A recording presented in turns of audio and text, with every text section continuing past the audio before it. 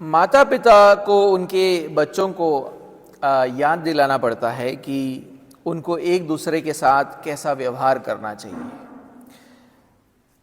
जब हमारे बच्चे रुखाई से एक दूसरे से बात करें तो हमें उनको याद दिलाना पड़ता है कि बेटा बेटी एक दूसरे के साथ ऐसे बात नहीं करते, करुणा के साथ बात करो या नम्रता के साथ बात करो। जब हमारे बच्चे एक दूसरे के साथ चीज़ें नहीं बांटते तो हमें उनको बताना पड़ता है कि बेटा बेटी आपको एक दूसरे के प्रति उदार होने की ज़रूरत है। अब कल्पना करें कि अगर माता पिता घर पे ऐसी शिक्षाएं नहीं देंगे या बच्चे इन शिक्षाओं पर नहीं चलेंगे तो क्या होगा? एक ऐसा घर होगा जहां पर कोई प्रेम नहीं। इसी तरह यीशु ने कलीसिया को आज्ञाएं दी है ताकि कलीसिया में प्रेम हो, और अगर मसीही लोग उनके आज्ञाओं को मानेंगे तो कलीसिया में प्रेम होगा। यीशु के आज्ञाओं के बिना और हमारे आज्ञाकारिता के बिना कलीसिया प्रेमहीन होगा। तो आए हम आज यहूदा के दूसरे आयत को पढ़े, जिसका अध्ययन हम पिछले 2 हफ्ते से कर रहे, और आज इस आयत का ये आखिरी प्रचार होगा। तो आए हम उसको पढ़े। दया और शांति और प्रेम तुम्हें बहुतायत से प्राप्त होता रहे। दया और शांति और प्रेम तुम्हें बहुतायत से प्राप्त होता रहे। 4 हफ्ते पहले आयत से हमने परमेश्वर के प्रेम के बारे में सीखा था, अगर आपको याद हो तो, जो उसके पुत्र यीशु मसीह के द्वारा हम तक पहुंचा। तब हमने ये समझा था कि उसके प्रेम को 4 अलग अलग तरीके से दर्शाया गया है, 4 मुख्य तरीके से। पहला, परमेश्वर ने अपने पुत्र के द्वारा हमें अनंतता से उद्धार के लिए चुना है, तो उसका चुनाव उसके प्रेम को दर्शाता है। दूसरा, परमेश्वर ने हमें पाप और पाप के परिणामों से बचाने के लिए अपने पुत्र को इस पापमय संसार में भेजा, वो भी उसके प्रेम को दर्शाता है। तीसरी बात, परमेश्वर ने हमें अपने पुत्र यीशु मसीह पर विश्वास करवाया, जो हम नहीं कर सकते थे, लेकिन पवित्र आत्मा के द्वारा परमेश्वर हमें विश्वास में लेकर आया, ये भी परमेश्वर के प्रेम को दर्शाता है। चौथा और आखिरी बात, परमेश्वर अपने पुत्र यीशु मसीह के द्वारा हमें सुरक्षित स्वर्ग तक पहुंचाएगा, ये भी उसके प्रेम को दर्शाता है। आज हम दूसरे आयत के आखिरी भाग में हैं, जहां पर हम पढ़ते हैं कि यहूदा ये आशा करता है कि परमेश्वर का यही प्रेम उसके पाठकों के जीवनों में बहुतायत से आए। हम ये सीख चुके हैं कि यहूदा क्यों चाहता था कि उनके जीवनों में दया और शांति बहुतायत से आए। पिछले दोनों हफ्ते हमने इस पर अध्ययन किया था, और उन प्रचारों को आप हमारे YouTube चैनल पर जाकर सुन सकते हो। तो मैं यूहन्ना 15 अध्याय और 9वें आयत को पढ़कर आज के प्रचार को शुरू करना चाहता हूं। यूहन्ना 15 और उसका 9वां आयत।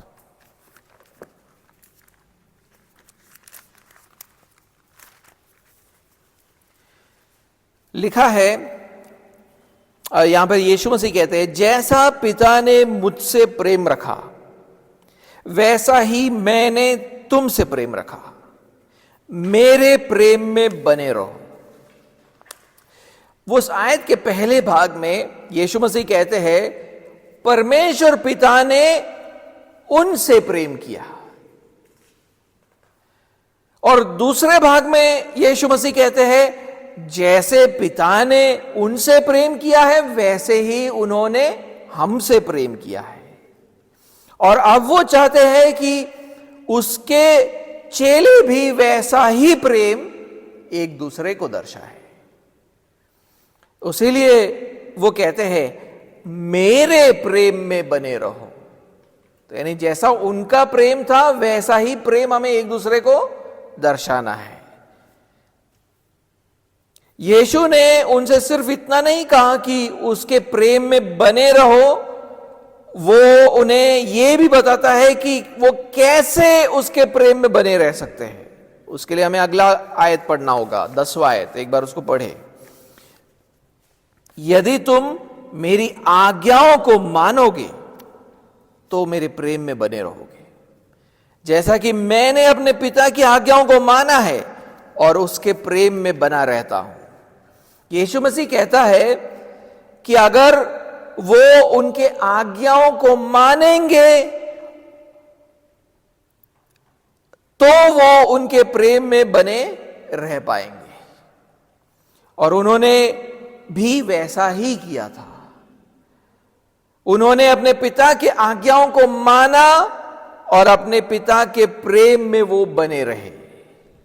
इसका मतलब है कि यीशु का वो प्रेम जो हमें एक दूसरे को दर्शाना है, वो असल में पिता का प्रेम है। हम एक दूसरे को जो प्रेम दिखाते हैं उसका स्रोत परमेश्वर पिता है। कभी आपने सोचा है कि मैं यीशु मसीह जैसा कैसे प्रेम कर सकता हूं दूसरों से? उसका उत्तर बिल्कुल सरल है। यहां पर सिर्फ यीशु मसीह की आज्ञाओं को आप मानते रहें और उसका प्रेम आपके जीवनों से बहेगा। अगर यीशु मसीह की आज्ञाओं को आप मानोगे तो उसका प्रेम आपके जीवन से बहेगा। बिल्कुल सरल बात है, इसमें कोई कॉम्प्लिकेशन नहीं है।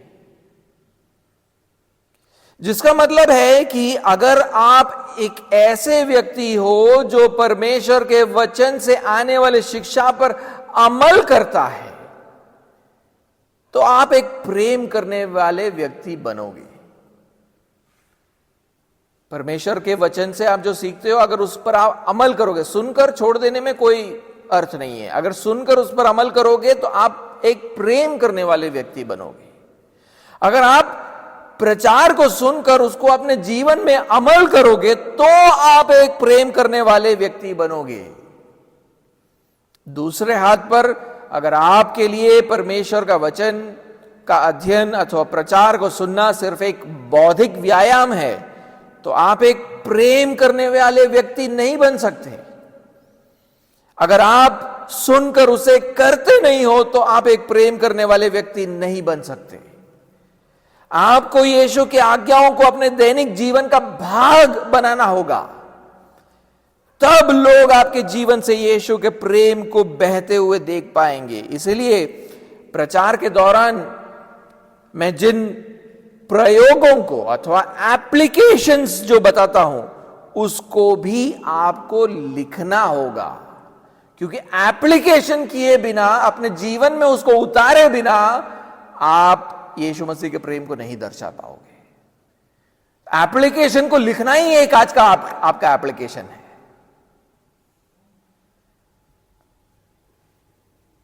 लेकिन उतना काफी नहीं है, आपको भी यह सोचना होगा कि आज मैंने जो सीखा उसको मैं अपने जीवन में कैसे लागू करूं। कुछ लोग इस बात में थोड़े आलसी हैं, यहां पे नोट्स तो लिख लेंगे, फिर खुद का कुछ नहीं सोचेंगे। नहीं, घर पर जाकर आपको सोचना है, आज जो मैंने सीखा उसको मैं अपने जीवन में कैसे अमल कर सकता हूं। जब आप यीशु की आज्ञाओं को मानोगे तब आप उसके प्रेम में बने रह पाओगे। लेकिन यह कहना आसान है, करना मुश्किल है। यीशु मसीह के आज्ञाओं को मानना कहना आसान है, करना मुश्किल है। आज्ञाकारिता सिर्फ उन लोगों के लिए मुमकिन होगा जिन्होंने यीशु मसीह को सही से जाना है। फिर से कहूंगा, आज्ञाकारिता सिर्फ उन लोगों के लिए मुमकिन होगा जिन्होंने यीशु मसीह को सही से जाना है। ध्यान से पढ़िए, यीशु मसीह वहां पर यूहन्ना के 15वें अध्याय 10वें आयत में क्या कहते हैं? कहते हैं, यदि तुम मेरी आज्ञाओं को मानोगे तो मेरे प्रेम में बने रहोगे। आज्ञाएं कौन देता है? एक प्रभु अथवा स्वामी अपने दास को आज्ञाएं देता है। जो लोग ये विश्वास करते हैं कि यीशु उनका प्रभु अथवा स्वामी है, सिर्फ वही उसके आज्ञाओं का पालन करेंगे। जो लोग सच में यीशु को अपना प्रभु अथवा स्वामी नहीं मानते हैं, वो लोग उसके आज्ञाओं का पालन नहीं कर पाएंगे। उस आयत के दूसरे भाग में यीशु मसीह कहते हैं, जैसा कि मैंने अपने पिता की आज्ञाओं को माना है और उसके प्रेम में बना रहता हूं। क्या यीशु परमेश्वर पिता को अपना प्रभु मानते थे? और क्या वो अपने आप को उनका दास मानते थे? जी हां, जब वो मानव रूप अपनाकर इस पृथ्वी पर आए तब वो ऐसा ही था। मैं चाहता हूं कि आप पढ़े कि पौलुस फिलिपियों के दूसरे अध्याय 6वें आयत में क्या कहते हैं। फिलिपियों का दूसरा अध्याय 6वां आयत देखिए क्या लिखा है। जिसने, यानी यीशु मसीह के बारे में बात हो रहा है यहां पर, जिसने परमेश्वर के स्वरूप में होकर भी परमेश्वर के तुल्य होने को अपने वश में रखने की वस्तु न समझा, अनंतता से यीशु का अस्तित्व है। वो परमेश्वर पुत्र है। परमेश्वर पिता है, परमेश्वर पुत्र है, परमेश्वर पवित्र आत्मा है। वो परमेश्वर पुत्र है। वो परमेश्वर पिता के साथ मिलकर इस संसार पर राज्य करता है। वो सारे संसार का प्रभु था और उसे किसी के अधीन होने की जरूरत नहीं थी। उसने व्यवस्था को दिया और सारे सृष्टि को उसका पालन करना था, लेकिन उन्होंने इस अधिकार को अपने वश में नहीं रखा। क्या किया? 7वें आयत को पढ़े। वरन अपने आप को ऐसा शून्य कर दिया और दास का स्वरूप धारण किया और मनुष्य की समानता में हो गया। उन्होंने मनुष्य का रूप अपनाया और एक दास की तरह अपने आप को परमेश्वर पिता के अधीन किया। पहले परमेश्वर पिता के साथ मिलकर वो राज्य करते थे सारे पृथ्वी पर। उनको किसी के अधीन होने की जरूरत नहीं थी, लेकिन जब वो मनुष्य बने, उन्होंने एक दास का रूप लिया और वो परमेश्वर पिता के अधीन हो गए। वो एक ऐसे व्यक्ति बन गए जिसके 2 चरित्र थे। अपने दिव्य चरित्र में वो संसार के ऊपर प्रभु बने रहे, लेकिन अपने मानवीय चरित्र में वो एक दास की तरह हो गए, जिसको परमेश्वर पिता के आज्ञाओं का पालन करना था। और उन्होंने परमेश्वर पिता की आज्ञाओं को कैसे माना? उसने अपने आप को परमेश्वर के व्यवस्था के अधीन किया। उसने आकर व्यवस्था का पालन किया। उसीलिए मत्ती के 5वें अध्याय 17वें आयत में यीशु कहते हैं, यह ना समझो कि मैं व्यवस्था या भविष्यवक्ताओं की पुस्तकों को लोप करने आया हूं। लोप करने नहीं, परंतु पूरा करने आया हूं। तो वो आए किस लिए थे? परमेश्वर पिता के व्यवस्था को पूरा करने के लिए। उसीलिए वो उन्होंने दास का रूप अपनाया और परमेश्वर पिता के अधीन हुए और व्यवस्था का पालन किया। उसीलिए गलातियों के 4 अध्याय 4 आयत में पौलुस कहता है, परंतु जब समय पूरा हुआ तो परमेश्वर ने अपने पुत्र को भेजा, जो स्त्री से जन्मा और व्यवस्था के अधीन उत्पन्न हुआ। उसने अपने आप को परमेश्वर के व्यवस्था के अधीन बनाया और उन्होंने परमेश्वर के आज्ञाओं के प्रति अपने आज्ञाकारिता को कहां पर सिद्ध किया? क्रूस पर सिद्ध किया, जब वो दुख उठाकर क्रूस पर मर गए और इस तरह उन्होंने हमारे पापों का दाम चुकाया। इसलिए फिलिपियों के 2 अध्याय 8वें आयत को पढ़े। देखिए वहां पर क्या लिखा है, और मनुष्य के रूप में प्रकट होकर अपने आप को दीन किया और यहां तक आज्ञाकारी रहा कि मृत्यु, हां क्रूस की मृत्यु भी सह ली। तो परमेश्वर पिता की आज्ञाओं को मानकर उन्होंने क्या किया? अभी तक जो हमने बातों को समझा उसके अनुसार उन्होंने क्या किया? आज्ञाकारिता किस बात को उत्पन्न करता है? वो आज्ञाकारी होकर उन्होंने हमसे प्रेम किया। जब वो परमेश्वर पिता की आज्ञाओं को माने तो वो हमें अपना प्रेम दर्शा दे रहे थे। उसीलिए एफेसियों का 5वां अध्याय 2 आयत में पौलुस कहता है, मसीह ने तुमसे प्रेम किया और हमारे लिए अपने आप को बलिदान कर दिया। तो उसका जो आज्ञाकारिता थी क्रूस पर, जब उसने अपने आप को बलिदान किया, वो बलिदान जो है वो उसके प्रेम को दर्शा रहा था, हमारे प्रति उसके प्रेम को दर्शा रहा था। जब यीशु ने क्रूस पर अपने पिता की आज्ञाओं को माना तब वो हमसे प्रेम कर रहे थे, क्रूस पर वो हमसे प्रेम कर रहे थे। इसी तरह अगर हम ये विश्वास करें कि यीशु हमारा प्रभु है, तब हम स्वतः ही दूसरों से प्रेम करने लगेंगे। अगर हम ये मानते हैं, विश्वास करते हैं कि यीशु हमारा प्रभु है और उसके आज्ञाओं का हम पालन करेंगे, तो हम स्वतः ही दूसरों से प्रेम करने लगेंगे। लेकिन महत्वपूर्ण सवाल यह है कि क्या आप ये विश्वास करते हो कि यीशु आपका प्रभु है? क्योंकि अगर आप ये विश्वास नहीं करते हो कि यीशु आपका प्रभु है, तो आप कभी भी उनकी आज्ञाओं को गंभीरता से नहीं लोगे। और जो उनकी आज्ञाओं को गंभीरता से नहीं लेते हैं, वो दूसरों से प्रेम नहीं कर पाएंगे। इसलिए आप देखोगे कि अनेक बाइबल के आयतों में प्रभु यीशु पर विश्वास और दूसरे संतों से प्रेम, ये दोनों बातें साथ साथ चलती है। उदाहरण के लिए मैं चाहता हूं कि आप एफेसियों का 1 अध्याय पढ़ें। एफेसियों का 1 अध्याय और उसका 15वां और 16वां आयत। एफेसियों का 1 अध्याय 15 और 16।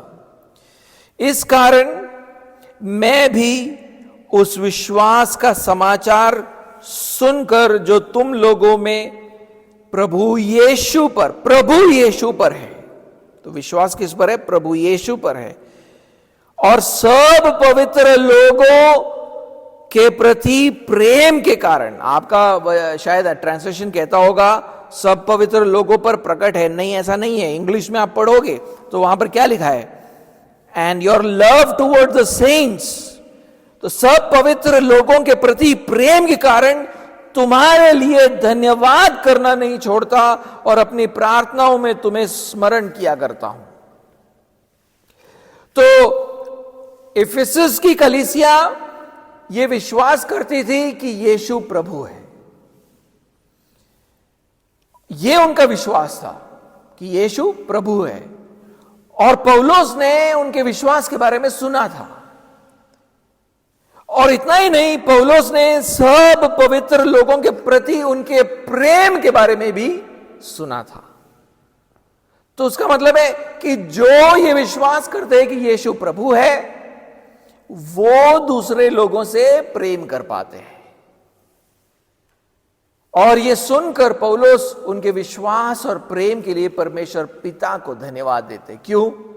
जैसा कि मैंने पहले बोला, हम जो प्रेम एक दूसरे को दिखाते हैं वो परमेश्वर पिता के हृदय में उत्पन्न होता है। कोलोसियों का 1 अध्याय पढ़े, इसी बात को वहां पर भी लिखा गया है। कोलोसियों का 1 अध्याय और 3 और 4 आयत। हम तुम्हारे लिए नित्य प्रार्थना करके अपने प्रभु यीशु मसीह के पिता अर्थात परमेश्वर का धन्यवाद करते हैं, क्योंकि हमने सुना है कि मसीह यीशु पर तुम्हारा विश्वास है और सब पवित्र लोगों से तुम प्रेम रखते हो। अब वहां पर आप ध्यान दीजिए, पौलुस 3 आयत में क्या कहता है? 3 आयत में कहता है अपने प्रभु यीशु मसीह, प्रभु यीशु मसीह, जिसका मतलब है कि पौलुस और उसके जो सविश्वासी थे कुलुसे में, वो सब विश्वास करते थे कि यीशु मसीह हमारा प्रभु है। और चौथे आयत में वो लिखता है कि कुलुसे के वो विश्वासी सब पवित्र लोगों से प्रेम रखते थे।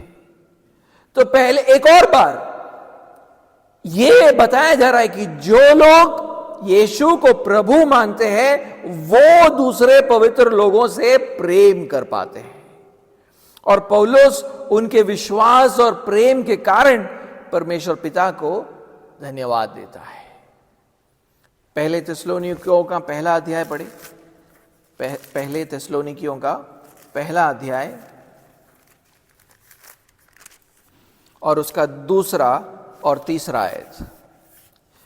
हम अपनी प्रार्थनाओं में तुम्हें स्मरण करते और सदा तुम सब के विषय में परमेश्वर का धन्यवाद करते हैं, और अपने परमेश्वर और पिता के सामने तुम्हारे विश्वास के काम और प्रेम का परिश्रम और हमारे प्रभु यीशु मसीह में आशा की धीरता को लगातार स्मरण करते हैं। प्रभु यीशु मसीह के साथ उनका जो रिश्ता था, उसके कारण उनका विश्वास, प्रेम और आशा उत्पन्न होता था, जिसके लिए पौलुस परमेश्वर को धन्यवाद देता है। इसी तरह पौलुस प्रभु यीशु पर फिलोमोन के विश्वास और दूसरे पवित्र लोगों के प्रति उसके प्रेम के लिए धन्यवाद देता है। फिलोमोन को लिखे गए पत्र को एक बार पढ़े, चौथे और पांचवें आयत को हम पढ़ेंगे। फिलोमोन 4 और 5। मैं सदा परमेश्वर का धन्यवाद करता हूं और अपनी प्रार्थनाओं में भी तुझे स्मरण करता हूं, क्योंकि मैं तेरे उस प्रेम और विश्वास की चर्चा सुनता हूं जो सब पवित्र लोगों के साथ और प्रभु यीशु पर है। और भी ऐसे बहुत से आयत है, अगर आप बाइबल पढ़ोगे तो बहुत से आयत आपको मिलेंगे जहां पर विश्वास और प्रेम साथ साथ जाता है। तो अगर आप ये विश्वास करते हो कि यीशु प्रभु है, तो आप उनके आज्ञाओं को मानोगे, और अगर आप उनकी आज्ञाओं को मानोगे तो आप दूसरे पवित्र लोगों से प्रेम भी करोगे। एक मसीह जो विश्वास करता है कि यीशु प्रभु है, वो बड़े ध्यान से अपने बाइबल को पढ़ता है, क्योंकि वो जानना चाहता है कि प्रभु यीशु मसीह की आज्ञाएं क्या है। वो प्रभु यीशु मसीह के छोटे से छोटे आज्ञा को खोना नहीं चाहता,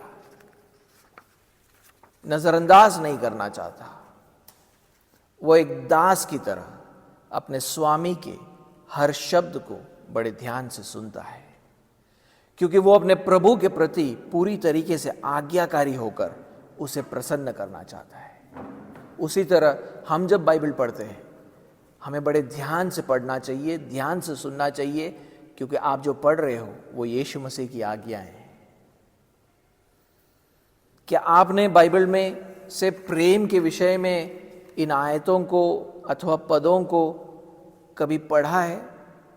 मैं कुछ पढ़ूंगा, आप सुनोगे तो शायद आपको याद आएगा कि आपने इसके बारे में पढ़ा था।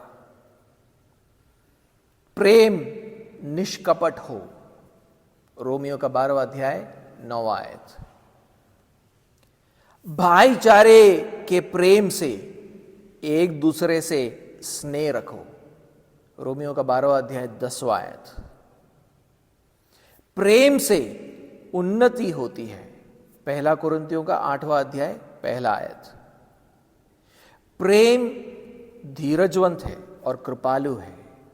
प्रेम ढा नहीं करता, प्रेम अपनी बढ़ाई नहीं करता और फूलता नहीं, पहले कुरिन्थियों का 13वां अध्याय 4था आयत। प्रेम से एक दूसरे की सह लो, एफेसियों का 4था अध्याय 2रा आयत। प्रेम से आपस में गठे रहे, कुलुसियों का 2रा अध्याय 2रा आयत। प्रेम अनेक पापों को ढांप देता है, पहला पतरस 4था अध्याय 8वां आयत। पर जिस किसी के पास संसार की संपत्ति हो और वो अपने भाई को कंगाल देखकर उस पर तरस खाना ना चाहे, तो उसमें परमेश्वर का प्रेम कैसे बना रह सकता है? पहला यूहन्ना 3 अध्याय 17 आयत। प्रेम में सच्चाई को बताओ, इफिसियों के 4 अध्याय 15 आयत। अगर आप प्रभु यीशु मसीह के अधीन दास हो, आप इन बातों को सुनकर भूल नहीं जाओगे। आप हर बात को गंभीरता से लेकर उसको अपने जीवन में अमल करने का प्रयास करोगे, और जब आप ऐसा करोगे तब आप एक प्रेम करने वाले व्यक्ति बनोगे। परमेश्वर पिता का प्रेम और प्रभु यीशु मसीह का प्रेम आपके जीवन से बहेगा। लेकिन अगर आप एक ऐसे व्यक्ति हो जो प्रभु यीशु मसीह और उसके आज्ञाओं को गंभीरता से नहीं लेते हैं, तो आपके जीवन में कोई प्रेम नहीं होगा। और ऐसे ही वो झूठे उपदेशक थे जिन्होंने उस कलीसिया में प्रवेश किया था जिसको यहूदा अपना पत्र लिख रहा था। एक और बार हम पढ़े कि यहूदा अपने पत्र में 4 अध्याय में क्या कहता है उन झूठे उपदेशकों के बारे में। यहूदा 4 आयत। क्योंकि कितने ऐसे मनुष्य चुपके से हम में आ मिले हैं, जिनके इस दंड का वर्णन पुराने समय से पहले ही से लिखा गया था। ये भक्तिहीन है और हमारे परमेश्वर के अनुग्रह को लुचपन में बदल डालते हैं और हमारे एकमात्र स्वामी और प्रभु यीशु मसीह का इनकार करते हैं। यहूदा कहता है कि जो झूठे उपदेशक कलीसिया में प्रवेश किए हैं वो लुचपन करते हैं। दूसरे शब्दों में कहो तो अधर्मी हैं। उसका मतलब है व्यवस्था का पालन नहीं करते हैं। वो मसीह के व्यवस्था का पालन नहीं करना चाहते थे। वो प्रभु यीशु के आज्ञाओं का पालन नहीं करना चाहते थे। और ये इस बात को दर्शाता है कि वो सच में ये विश्वास नहीं करते थे कि यीशु मसीह उनका प्रभु और स्वामी है। और जिस कलीसिया में लुचपन अथवा अधर्म को बढ़ावा मिलता है, वहां पर क्या होगा? वहां पर प्रेम नहीं होगा। यीशु मसीह ने भविष्यवाणी किया था कि अंत के दिनों में ऐसी बातें होंगी। मैं चाहता हूं कि आप मत्ती के 24वें अध्याय और उसके 11वें और 12वें आयत को पढ़ें। मत्ती 24 और उसका 11 और 12। देखिए यीशु मसीह वहां पर क्या कहते हैं।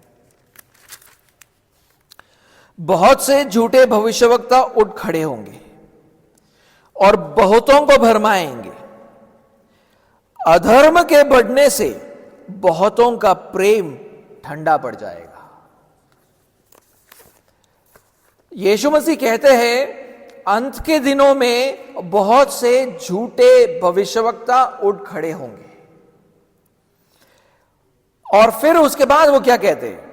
वो 12वें आयत में कहते हैं अधर्म के बढ़ने से झूठे भविष्यवक्ता ये विश्वास नहीं करेंगे कि यीशु प्रभु है, और वो उनके व्यवहार से दिखेगा। कैसे? वो मसीह के व्यवस्था को नहीं मानेंगे, वो लोगों में अधर्म को बढ़ावा देंगे। और जब अधर्म बढ़ेगा तब क्या होगा? यीशु मसीह कहता है बहुतों का प्रेम ठंडा पड़ जाएगा। जो सही भी है, क्योंकि हमने सीखा है कि जब हम यीशु के आज्ञाओं का पालन करेंगे तो ही हम प्रेम में बने रह पाएंगे। इसलिए यहूदा ने कलीसिया को पत्र लिखा। झूठे उपदेशकों ने कलीसिया में प्रवेश किया था और वो लुचपन अथवा अधर्म को बढ़ावा दे रहे थे, और इसलिए उस कलीसिया में अनेक लोगों का प्रेम ठंडा पड़ चुका था। इसलिए यहूदा उन मसीहों को पत्र लिखता है ताकि उनको यीशु के प्रभुत्व के बारे में सिखाया जाए और उसके प्रति आज्ञा पालन के महत्व को समझाया जाए, ताकि एक और बार उनके जीवनों में प्रेम बहुतायत से आए। उसीलिए वो हमारे आयत में ये लिखता है, दया और शांति और प्रेम तुम्हें बहुतायत से प्राप्त होता रहे। अगर आप एक ऐसे कलीसिया को देखते हो जिसमें कोई भाईचारा नहीं है, जिसमें कोई धीरज अथवा कृपा नहीं है, जहां पर लोग एक दूसरे को सहते नहीं हैं, एकता नहीं है, क्षमा नहीं है, उदारता नहीं है, तो वो इस बात को दर्शाता है कि कलीसिया में कोई प्रेम नहीं है। लेकिन ये और भी गहरी समस्या की ओर इशारा करता है। वो प्रेम इसलिए नहीं कर पाते हैं क्योंकि वो प्रभु यीशु की आज्ञाओं को नहीं मानते, और वो यीशु के आज्ञाओं को इसलिए नहीं मान पाते हैं क्योंकि वो ये विश्वास ही नहीं करते कि प्रभु यीशु प्रभु है। यहां पर विषय विश्वास का है। जहां पर विश्वास नहीं है वहां पर प्रेम नहीं हो सकता है। विश्वास और प्रेम साथ साथ जाता है। तो मूल रूप से ये कलीसिया एक झूठी कलीसिया है जिसमें झूठे चेले हैं। जिस कलीसिया में कोई प्रेम नहीं है वो झूठी कलीसिया है जिसमें झूठे चेले हैं। उसीलिए देखो, यीशु यूहन्ना के 13वें अध्याय और उसके 34वें और 35वें आयत में क्या कहते हैं, और मैं इसके साथ में समाप्त करूंगा। यूहन्ना 13वां अध्याय 34 और 35, वो कहते हैं, मैं तुम्हें एक नई आज्ञा देता हूं कि एक दूसरे से प्रेम रखो। जैसे मैंने तुमसे प्रेम रखा है वैसा ही तुम भी एक दूसरे से प्रेम रखो। यदि आपस में प्रेम रखोगे तो इसी से सब जानेंगे कि तुम मेरे चेले हो। हम एक दूसरे के प्रति उनके प्रेम को देखकर कह सकते हैं कि ये प्रभु यीशु मसीह के चेले हैं। प्रेम है तो हम कह सकते हैं कि ये यीशु मसीह के चेले हैं।